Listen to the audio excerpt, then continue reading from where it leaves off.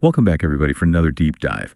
This time we're looking at how to make transformers more efficient, specifically an architecture called Attamba. And as you probably know, transformers have revolutionized NLP, but they have some real limitations when it comes to those super long sequences of text. Yeah. The way that attention is calculated in a traditional transformer, where every word has to pay attention to every other word, that just takes a massive amount of computation, and that cost just goes up exponentially as the text gets longer. Yeah, it's like juggling. Like if you're trying to juggle more and more tennis balls, eventually you just can't do it. So this paper by Akari, Huda, and Abdel Fattah, they propose a new approach. It's called Attamba, and it uses state space models, which are often called SSMs. And the core idea here is that they take chunks of these tokens, and they use the SSMs to compress those chunks down into a single representation, and then apply attention to those compressed representations. Right. And it's pretty interesting how they integrate these SSMs into the transformer architecture. What they do is they use them to process chunks of tokens, and that creates sort of compressed versions of the keys and values. And those are used in the attention mechanism. Okay, so can you remind me, what exactly are those keys and values in this context? Sure. Yeah, so think of it this way. The keys are like labels for the content of a word, and the values are the actual information associated with each word. So by compressing these keys and values, they're able to cut down the amount of data that the attention mechanism has to look at. Makes sense. Less data means less computation, right? But I'm also curious about, compressing the information like that. Don't you lose detail? How do you make sure that you don't lose important nuances? Yeah, that's a good point. And this is where the design of Attamba gets really interesting. They use two parameters, or I guess hyperparameters.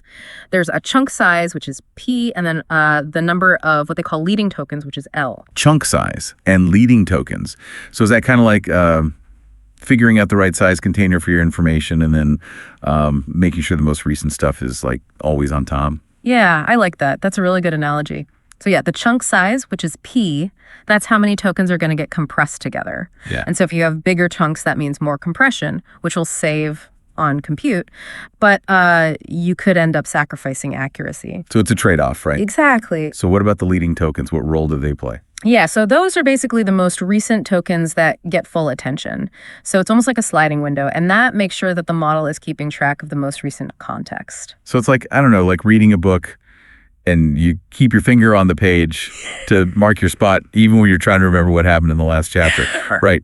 Kind of multitasking? Yeah, I think that's a good way to look at it. Exactly. And so they combine these two techniques, the chunking and the leading tokens, and that's how they balance the efficiency and accuracy. And then they also do something else that's really, really smart. They use different attention masks during training versus inference. Okay, attention masks, I feel like we've talked about those before, but yeah. Can you just give me a quick refresher? Of course. So an attention mask, think of it like a spotlight. It helps the model to focus on the relevant part of the input. So during training, Attamba is using all of the outputs that it gets from those SSMs because it's trying to learn how to predict the next word accurately. So it needs to see like the full picture. Exactly, yeah. But then during inference, when it's actually generating text or making predictions, it only uses the final state, that compressed state from each chunk. So it's like switching from a wide-angle lens to a zoom lens. I like that. Yeah, that's a good way to put it. Focusing in on the most important stuff, that's pretty smart. Exactly. And it cuts down the computation a lot. The paper also talks about this idea of something called cyclic chunking, which I thought was really interesting. Cyclic chunking. Okay, what is that? So basically the boundaries of these chunks that we're talking about, where one ends and the next one begins, they actually shift across different layers of the model. Wait, the chunks are moving around. Why would you want to do that? Yeah, it's kind of strange, but what happens is, if you always chopped up a sequence in exactly the same way, then the model might start favoring certain tokens based on where they fall in the chunk. So by shifting these boundaries around, every so often, it sort of prevents the model from developing these biases. Ah, that's really clever. So it makes sure that that everything is balanced, right? It's kind of like shuffling a deck of cards. Yeah, exactly. Before you deal them out. Yeah. So you get a fair game. I also noticed that the paper mentioned something called pseudo-chunking, which seems a little counterintuitive. Yeah. That was a really interesting finding. They found that just replacing the key and value projection matrices in a transformer with SSMs, but without actually chunking the tokens, can actually improve performance. Wait, so no chunking, but just swapping in SSMs makes the model better. Why would that be? Yeah, that's a good question. It's not entirely clear why, but it does sort of suggest that these SSMs have some sort of inherent advantage when it comes to representing that key and value information that transformers use. It's really interesting, you know. It kind of opens up a whole new avenue of research. You know, it's like it makes us really rethink like how these transformers work, and maybe these SSMs have a bigger role to play than we initially thought. Yeah, it's definitely a fascinating idea. So we've got chunking and leading tokens and attention masks and cyclic chunking and now pseudo chunking. It's like Attamba's pulling out all the stops when it comes to efficiency. But how does it actually perform? Like, what's the bottom line here? Yeah, so the results are actually pretty impressive, you know, especially when you consider that this is still pretty early research. But they found that on the Wikitext2 dataset, Attamba was able to get like a 24% improvement in perplexity compared to like a traditional transformer that has kind of a similar memory and computational footprint. Okay, break that down for me. What exactly is perplexity and why is a 24% improvement such a big deal? Sure. So perplexity is basically a way of measuring how well a language model can predict the next word in a sequence. So basically, the lower the perplexity, the better the model is at understanding, you know, the patterns and relationships in the text. So like a 24% improvement, that means that Attamba is making some like serious strides in language understanding, and it's doing it all while being more computationally efficient. That's amazing. So what about the memory savings? We talked about that before. Did Attamba actually deliver on that? Yeah, absolutely. So they were able to achieve like a 4 times reduction in the KB cache size. So that's like the memory that's used to store information about the words that are being processed.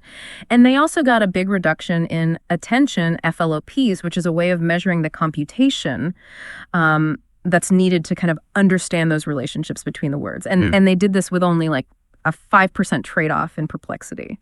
Wow. So it's like using less memory, less computational power, but still maintaining that high level of accuracy. It seems like this could be a real game changer, especially for those tasks that involve those super long sequences of text. Exactly, yeah. I mean, it can really handle those long sequences that traditional transformers struggle with. So it's opening up new possibilities in NLP. I mean, you could think about analyzing massive data sets, training models on like entire libraries worth of text, maybe even developing real-time language translation systems that can handle these really nuanced conversations. Yeah, I can see why you're excited about this. But the paper did mention some limitations, right? Right, of course. You know, it's still early days.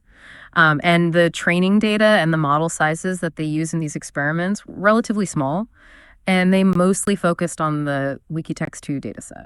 Okay, so we need to see how it does with, larger models and data sets, especially ones that have those more complex long-range dependencies, right? Right, exactly.